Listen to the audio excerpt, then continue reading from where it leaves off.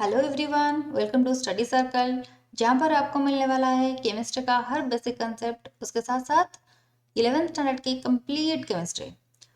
जैसे कि आपको पता ही होगा, अब हमारा चैप्टर 2 चल रहा है जिसका नाम है सिंबल एंड वैलेंसी।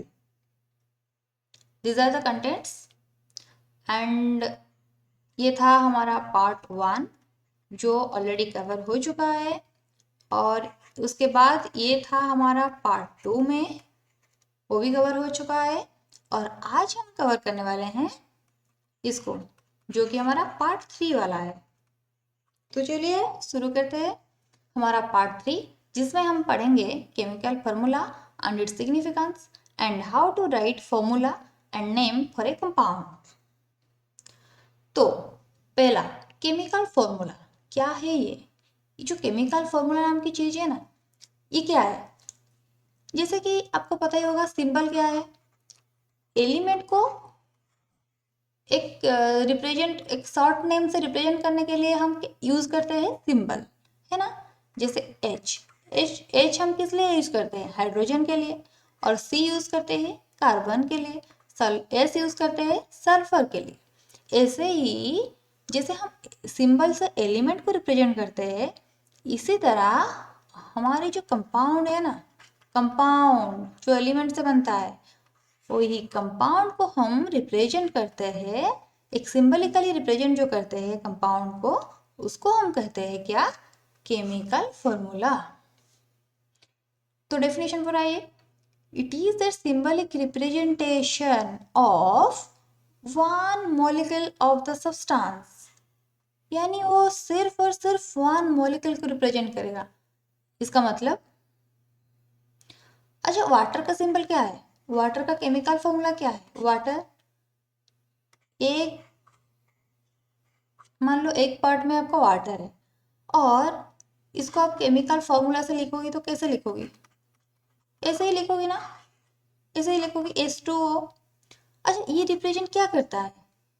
ये रिप्रेजेंट करता है, ये जो सारे पानी है ना, सारे पानी है, इसमें एक वाटर मॉलिक्यूल, एक वाटर मॉलिक्यूल, ये वाटर मॉलिक्यूल को H2O लिखेंगे, और ये वाटर मॉलिक्यूल को H2O लिखेंगे, ये वाटर मॉलिक्यूल को भी हम H2O ही लिखेंगे। इसका मतलब chemical formula is a symbolic representation of one molecule of the substance, यानी water। H2O is the symbolical representation of one molecule of water। अच्छा, then which tells the number and kinds of atoms of various elements present in its molecule, यानी water के अंदर कितना element है, ये हम कैसे पता करेंगे? वाटर का नाम से पता चलता है क्या? क्या इससे पता चलता है वाटर के अंदर कौन कौन सी एलिमेंट है? नहीं, पता तो नहीं चलता, लेकिन ये सिंबल से पता चलता है। देखो, ये H है, H फॉर हाइड्रोजन, यानी वाटर के अंदर हाइड्रोजन है। और ये O फॉर ऑक्सीजन, तो वाटर के अंदर हाइड्रोजन है और ऑक्सीजन है। ये हमें उसकी केमिकल फॉर्मूला से पता चलता है। फॉर एग्जाम्पल देखो, यहाँ पर एक एग्जाम्पल लिया गया है सल्फ्यूरिक एसिड का। सल्फ्यूरिक एसिड का केमिकल फॉर्मूला क्या है? H2SO4। This indicates that one molecule of sulfuric acid is composed of two atoms of hydrogen। देखो, ये जो हाइड्रोजन के बगल में 2 लिखा है ना, ये नंबर ऑफ हाइड्रोजन एटम्स, और ये जो इसमें क्या है? 1 एटम ऑफ सल्फर। सल्फर के बगल में कुछ नहीं है, इसका मतलब सल्फर का नंबर ऑफ एटम्स 1 है। एंड 4 एटम्स ऑफ ऑक्सीजन, देखो ऑक्सीजन के बगल में 4 लिखा है, तो 4 एटम्स ऑफ ऑक्सीजन। और ये कंप्लीट H2SO4 क्या रिप्रेजेंट करता है? One molecule of sulphuric acid. हो गया। देन सिग्निफिकेंस, ये सिग्निफिकेंस का मतलब क्या है? सिग्निफिकेंस मतलब है इंपॉर्टेंस, यानी केमिकल फॉर्मूला का इंपॉर्टेंस क्या है, हम केमिकल फॉर्मूला यूज क्यों करते हैं, यही सब पढ़ेंगे। तो पहले एग्जाम्पल के साथ साथ समझ जाएंगे। उसके बाद देखो, फॉर एग्जाम्पल आपका सोडियम क्लोराइड NaCl, ये आप किसको कहते हो? आपकी सॉल्ट है, जो आपकी टेबल सॉल्ट है ना, सॉल्ट है आपका NaCl, इसका सिंबल है, सॉल्ट का सिंबल है। अच्छा, इसका नाम क्या है? देखो, इसमें कौन कौन से एलिमेंट है? पहला है Na, ये किसका सिंबल है? आपको पता है ये सोडियम का है, सोडियम। देन Cl, ये किसका है? क्लोरीन का है ना, क्लोरीन का जो है। तो ये दोनों आपकी सॉल्ट के अंदर कौन कौन सी एलिमेंट है? सोडियम है और दूसरा क्लोरीन है। ठीक है, तो इसका नाम क्या होगा? देखो, इसका नाम होगा, ये सोडियम जो है आपका बेसिक रेडिकल और एसिड रेडिकल। नाम जानने से पहले आपको क्या जानना पड़ेगा? बेसिक रेडिकल और एसिड रेडिकल। देखो, यहाँ पर सोडियम आपका बेसिक रेडिकल ही है, आपको पता होगा। Na+ आपका सोडियम है, तो सोडियम है। उसके बाद ये जो Cl है, Cl का बेसिक एसिड रेडिकल का नाम क्या है? क्लोराइड। Cl- है ना, क्लोराइड। तो ये कंपाउंड का नाम हो गया आपका सोडियम क्लोराइड। तो ये केमिकल फॉर्मूला से हम क्या पता कर सकते हैं? उसकी नाम पता कर सकते हैं और उसके अंदर कौन कौन सी एलिमेंट है वो भी पता कर सकते हैं। क्या और कुछ पता कर सकते हैं? जी हाँ, और बहुत कुछ पता कर सकते हैं। ये रिप्रेजेंट क्या करता है?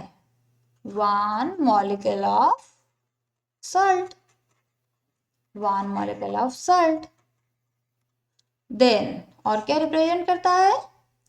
क्या इसके अंदर कितने कितने कितने सोडियम है और कितने क्लोराइड है, क्लोरीन है? देखो, सोडियम के बगल में कुछ लिखा है क्या?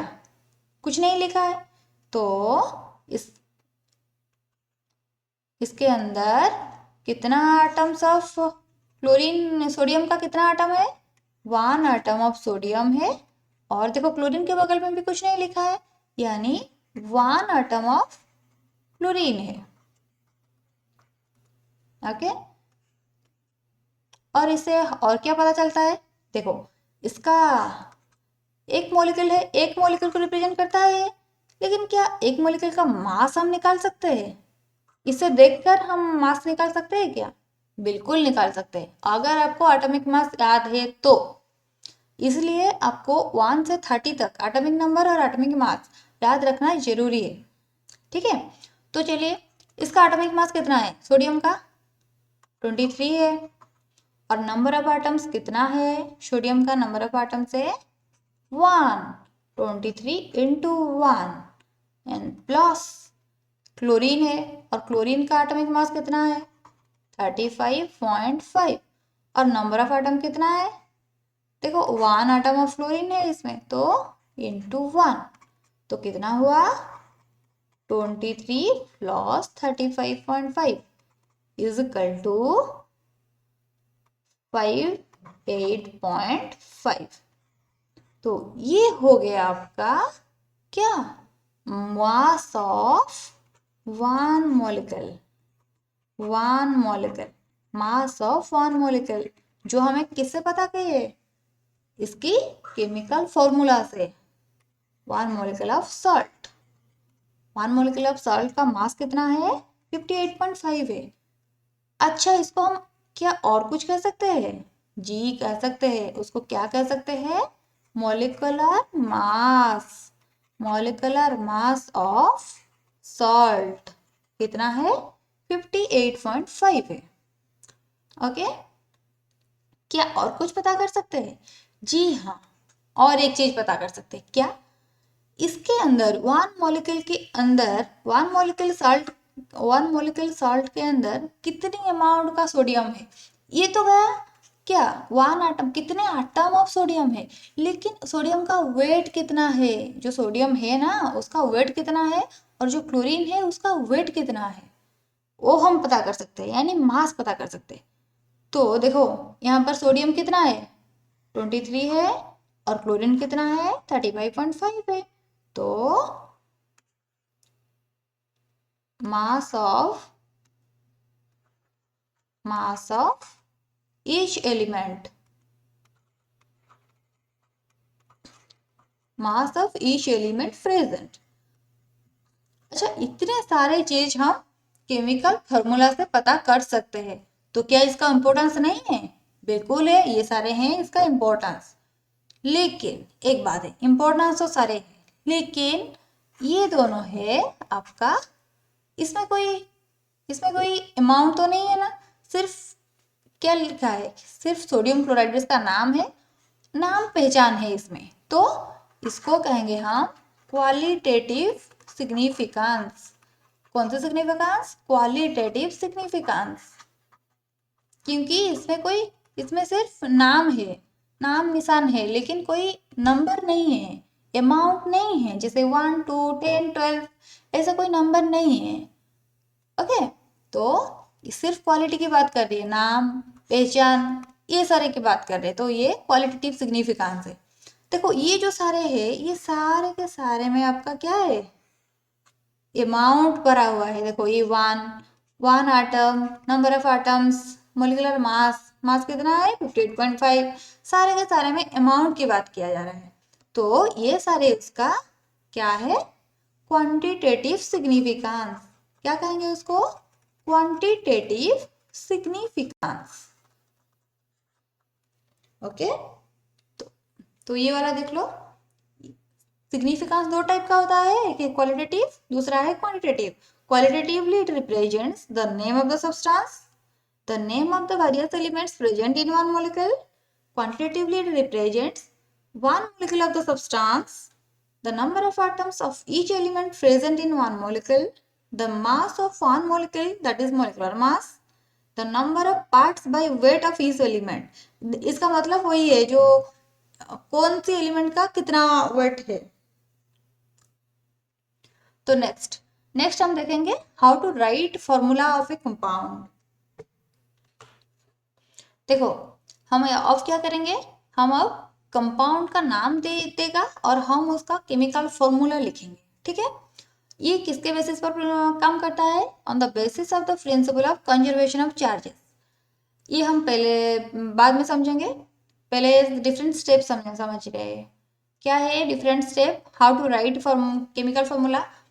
पहला स्टेप है फर्स्ट अंडरलाइन। फॉर एग्जाम्पल आपका एक कंपाउंड दिया हुआ है जिसका नाम है कैल्शियम सल्फेट। क्या है, calcium sulphate. Okay, calcium sulphate दिया है, तो आपको क्या करना है, इसका फॉर्मूला लिखना है, ठीक है। First underline the basic part and acidic part separately. Basic part यानी basic radical and acidic part means acid radical. तो आपको पता ही होगा बेसिक रेडिकल कैसे चूज करोगी, अगर लास्ट में IUM OUS या IC है तो ये क्या होगा आपका बेसिक रेडिकल। एसिड रेडिकल कैसे पता करोगे, अगर ATE ITE या IDE ऐसे करके कुछ है तो आप क्या कहोगे उसको, एसिड रेडिकल कहोगे। देखो ये आपका बेसिक रेडिकल और ये आपका ATE है, ये आपका acid radical. Then next step, write the symbol of the corresponding radical side by side. इसका सिंबल लिखना है। कैल्शियम आयन का सिंबल क्या है बेसिक रेडिकल का, Ca2+ डाइवेलेंट है। सल्फेट SO4 2- ये भी डाइवेलेंट है, and with their valencies on the right hand top. देखो on basic radical on the left hand side, basic radical left hand side में है, दोनों की बेसिक रेडिकल आपका लेफ्ट हैंड में रहेगा, with their valencies on their right hand top. अच्छा, तो valencies on the right hand top, देखो ये है राइट हैंड टॉप का मतलब ये लेफ्ट हैंड बॉटम, ये लेफ्ट हैंड टॉप, ये राइट हैंड बॉटम, ये राइट हैंड टॉप। हो गया, फिर से कर रही हूँ, ये आपका left hand bottom, left hand top, right hand bottom, right hand top. तो राइट हैंड बॉटम में आपको क्या लिखना है, उसके बैलेंस लिखना है, लेकिन यहाँ पर क्या है चार्ज है ना, दोनों के दोनों पर चार्ज है। आपको क्या करना है, बैलेंस लिखना है। बैलेंस और चार्ज के बीच में क्या फर्क है, सिर्फ साइन का फर्क है, क्या प्लस और माइनस। बैलेंस के अंदर प्लस और माइनस नहीं रहना, तो आपको क्या करना है Ca2 ये प्लस को हटा देना और SO4 2 माइनस को हटा देना, ठीक है, ऐसे लिखना है। उसके बाद ये बी कंप्लीट हो गया। नेक्स्ट स्टेप क्या है, if there any compound radical then close it within bracket. Is there any compound radical, yes sulphate is our compound radical, तो close it within bracket. ये balance से बाहर रहेगा, bracket के बाहर रहेगा, ठीक है। Then if the valences are divisible by a common factor then reduce them. अच्छा 2 1 2 valences are 2 1 2, is there any common factor, yes 2 is there common factor, both are divisible by 2। तो रिड्यूस करने के बाद क्या होगा, 2 से डिवाइड होने के बाद ये हो जाएगा 1 और ये हो जाएगा SO4, ये हो जाएगा 1। हो गया। तो उसके बाद क्या करेंगे, finally criss cross the reduce valency, these are the reduce valency, reduce valencies to the right hand bottom of the radical. अच्छा, क्रिस क्रॉस करना है मतलब इसको इसकी राइट हैंड बटन में लिखना है, इसकी राइट हैंड बटन में, और इसको इसकी राइट हैंड बटन में लिखना है। तो क्या होगा, Ca1SO4 1, और हम तो 1 को लिखते नहीं, तो क्या लिखेंगे, CaSO4। तो आपका कैल्शियम सल्फेट का नाम हो, कैल्शियम सल्फेट का हो गया सिंबल, क्या सॉरी केमिकल फॉर्मूला हो गया CaSO4। हो गया। तो नेक्स्ट देखो, ये सारी एग्जाम्पल है, आपको प्रैक्टिस करने के लिए दिया है।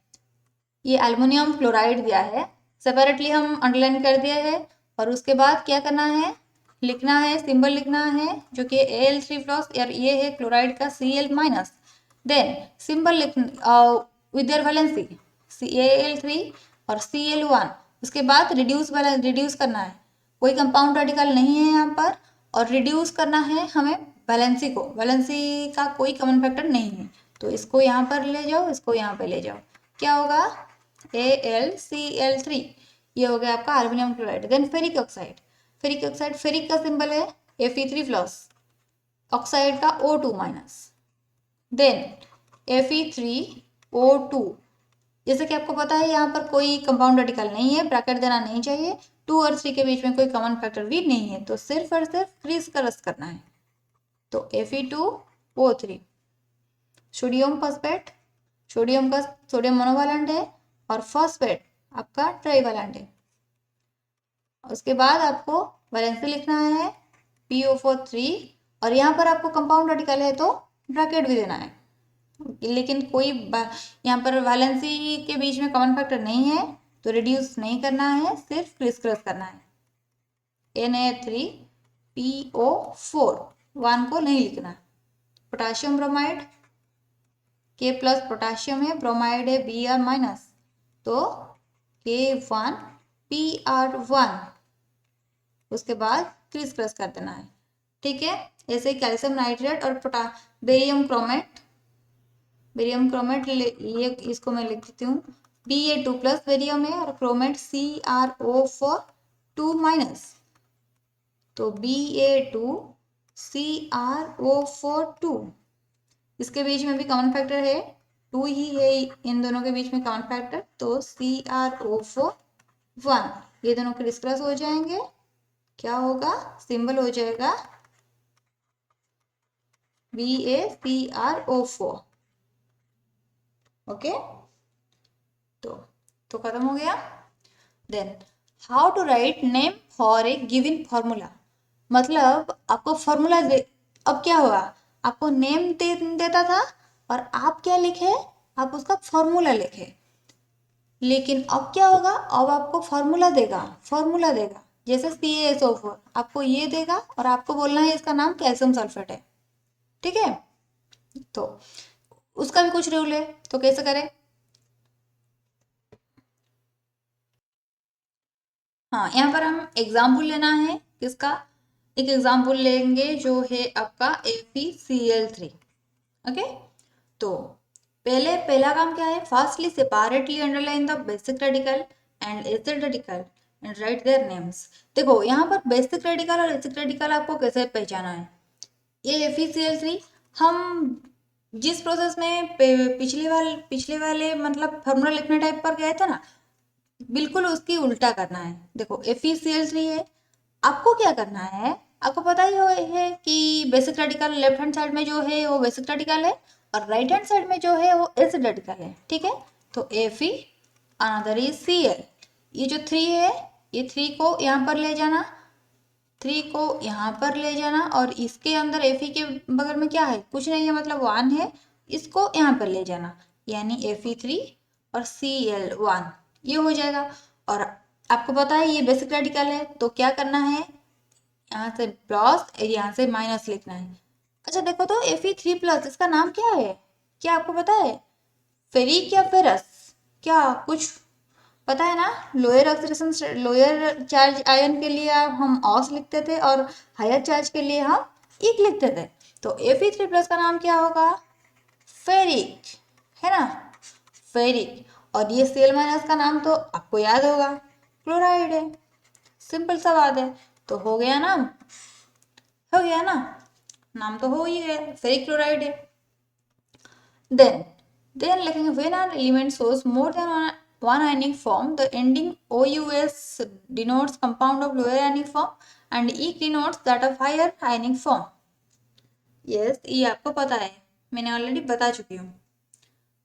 If two elements form more than one binary compound, अच्छा बाइनरी कंपाउंड का मतलब क्या है? बाइनरी कंपाउंड का मतलब है जो कंपाउंड दो ही एलिमेंट से बना है, सिर्फ दो एलिमेंट, ओनली टू एलिमेंट्स। ऐसे तो कंपाउंड आपका दो से ज्यादा एलिमेंट से बन सकता है ना, बन सकता है, लेकिन जो दो एलिमेंट से, सिर्फ दो एलिमेंट से बने हैं, उनको हम कहते हैं binary compound. For example sodium chloride, sodium है, क्लोराइड क्लोरीन है। पोटासियम क्लोराइड, पोटासियम है, क्लोरीन है। कार्बन मोनोऑक्साइड, कार्बन है, ऑक्सीजन है। और कार्बन डाइऑक्साइड, कार्बन है, ऑक्सीजन है। ऐसे ही आपका और कुछ एलिमेंट फिर होंगे जो कि N2O नाइट्रस ऑक्साइड है, NO2 नाइट्रोजन डाइऑक्साइड है। ये ऐसे बहुत सारे बाइनरी कंपाउंड है। लेकिन यहाँ पर क्या कहा गया है? If two elements form more than one binary compound. अच्छा, तो ऐसे टू एलिमेंट होंगे जो दोनों मिलकर एक से ज्यादा कंपाउंड बना सकते हैं। देखो NaCl, सोडियम और क्लोरीन मिलकर सिर्फ NaCl तो बनाते हैं ना, क्या कुछ और बनाते हैं? नहीं, मतलब ये नहीं होगा। तो फिर पोटाशियम और क्लोरीन मिलकर कुछ और बनाते हैं या सिर्फ पोटाशियम क्लोराइड? नहीं, सिर्फ यही बनाते हैं और कुछ नहीं। ओके, तो ये भी नहीं है। तो देखो कार्बन और ऑक्सीजन ये मिलकर ये तो बनाते हैं, कार्बन मोनोऑक्साइड ये वाला बनाते हैं और ये वाला भी बनाते हैं, यानी दो कंपाउंड बनाते हैं। यानी यहाँ पर ऐसे वाले कंपाउंड की बात की जा रही है। तो कार्बन और ऑक्सीजन मिलकर ये कंपाउंड भी बनाते हैं और ये कंपाउंड भी बना देते हैं। तो इनके लिए कैसे नाम कैसे रखे? प्रीफिक्स लगेगा उनके लिए। कैसा prefix? Di for two, di, tri, tetra, penta etcetera, ऐसा प्रीफिक्स यूज होगा। कैसे? इसका नाम होगा carbon monoxide, monoxide, mono for one, monoxide. जैसे डाई फॉर टू, ऐसे मोनो फॉर वन। तो यहाँ पर ऑक्सीजन के कितना है? 2 है। तो क्या होगा इसका नाम? कार्बन, मोनो की जगह पर डाई, डाई ऑक्साइड हो गया। ऐसे ही इसका नाम क्या होगा? 2 नाइट्रोजन है तो 2 की जगह पर क्या होगा? Di, di nitrogen oxide, di nitrogen oxide होगा इसका नाम। और इसका नाम होगा नाइट्रोजन डाइऑक्साइड। ऐसे simple acids are named by substituting the ending "ic" for the id and adding the prefix hydro। देखो यहाँ पर क्या कहा जा रहा है? मान लो HCl है, ये जो सिंपल एसिड है ना, HCl, HBr, इन सब के लिए एक रूल है। क्या है ना, यहाँ पर बेसिक रेडिकल को बिल्कुल हम काउंट नहीं करते। बेसिक रेडिकल के बदले में क्या हम लिखते हैं? हाइड्रो लिखते हैं। देखो ये जो हाइड्रो लिखा है ना, हाइड्रो, हाइड्रो लिखते हैं बेसिक रेडिकल के जगह पर हाइड्रो। और ये जो एसिड रेडिकल है, एसिड रेडिकल का क्या है? मान लो इसके लिए क्या होगा? क्लोराइड। और ये आईडी के जगह पर हम क्या लिखते हैं? IC लिखते हैं, यानी हाइड्रोक्लोरिक। और बाद में लिखते हैं एसिड, तो हाइड्रोक्लोरिक एसिड। ऐसे इसका नाम क्या होगा? हाइड्रोब्रोमिक एसिड, ब्रोमाइड के बदले में ब्रोमिक, तो हाइड्रोब्रोमिक एसिड। ऐसे सिंपल एसिड का नाम ऐसे दिया जाता है। और एक चीज, ये जो HNO3, इसका क्या होगा? इसका हाइड्रो नहीं लगेगा, हाइड्रो नहीं लगेगा, बाकी सब ठीक होगा लेकिन हाइड्रो नहीं लगेगा। HNO3 और H2SO4 के लिए क्या होगा? हाइड्रो नहीं लगेगा। क्या होगा? नाइट्रेट से नाइट्रिक होगा, नाइट्रिक एसिड। और ये सल्फेट से सल्फ्यूरिक, सल्फ्यूरिक, सल्फ्यूरिक एसिड। ऐसे उनका नाम होगा। Then how to test correctness of a formula. आप तो फॉर्मूला लिख ही दिए हैं, कंपाउंड का नाम से आप फॉर्मूला लिख चुके हैं, लेकिन वो ठीक है या नहीं वो कैसे पता करें? आप खुद ही पता कर सकते हैं। कैसे? आपको ये दिखना है वो प्रिंसिपल, जो प्रिंसिपल हमने पिछले पढ़े थे, एक स्लाइड में था ना, कंजर्वेशन ऑफ चार्ज, मैंने कहा था बाद में पढ़ेंगे, वही वो प्रिंसिपल को वो फॉर्मूला वो प्रिंसिपल को मान रहा है, ओबे कर रहा है या नहीं, ये आपको देखना है। ओके, कैसे देखोगी? कंजर्वेशन ऑफ चार्ज का मतलब यही है total charge on basic radical is equal to total charge on acid radical। अगर ये होता है तो मान तो आपका प्रिंसिपल ओबे कर रहा है। अगर ये नहीं होता, बेसिक रेडिकल का चार्ज कुछ और है और एसिड रेडिकल का चार्ज कुछ और है, that means your formula is wrong. For example check कर देंगे। देखो, आपका मान लो आपका कैल्शियम कार्बोनेट, ठीक है, CO3। अच्छा ठीक है, यहाँ पर हम चेक करेंगे कैल्शियम बेसिक रेडिकल है कैल्शियम, दूसरा है कार्बोनेट। बेसिक रेडिकल के लिए नंबर ऑफ चार्जेस, यहाँ पर कैल्शियम कितना है? पहला है आपका नंबर ऑफ रेडिकल, देखो पहला multiply the number of radical, पहला आपका नंबर ऑफ रेडिकल कितना है? कैल्शियम में यहाँ पर कितना है? 1 है। मल्टीप्लाई किसके साथ करेंगे? With its valency. और कैल्शियम आयन का वैलेंसी कितना है? किसको याद है कैल्शियम कितना वैलेंट है? मोनोवैलेंट है, डाइवैलेंट, ट्राइवैलेंट, कितने वैलेंट है? कैल्शियम डाइवैलेंट है। तो नंबर ऑफ चार्जेस कितना हुआ? 2 हुआ। बेसिक रेडिकल के लिए नंबर ऑफ चार्जेस हमारा 2। और बेसिक रेडिकल के लिए देखेंगे, ये जो कार्बोनेट है ये आपका क्या है? कंपाउंड रेडिकल है। तो नंबर ऑफ एसिड रेडिकल कितना है? कार्बोनेट रेडिकल यहाँ पर कितना है? क्या यहाँ पर कुछ है? नीचे में कुछ है? कुछ नहीं है, मतलब number of carbonate radical is 1 into carbonate का वैलेंसी कितना है? ये मोनोवैलेंट, डाइवैलेंट, ट्राइवैलेंट, कितना वैलेंट है? ये भी डाइवैलेंट है। तो 1 इंटू 2 इक्वल टू 2। देखो हो गया ना same. That means calcium carbonate का फॉर्मूला CaCO3 सही है। अच्छा ठीक है, हम चेक करेंगे AlCl2 को, क्या ऐसा कुछ कोई फॉर्मूला हो सकता है? चेक करने के बाद पता चलेगा।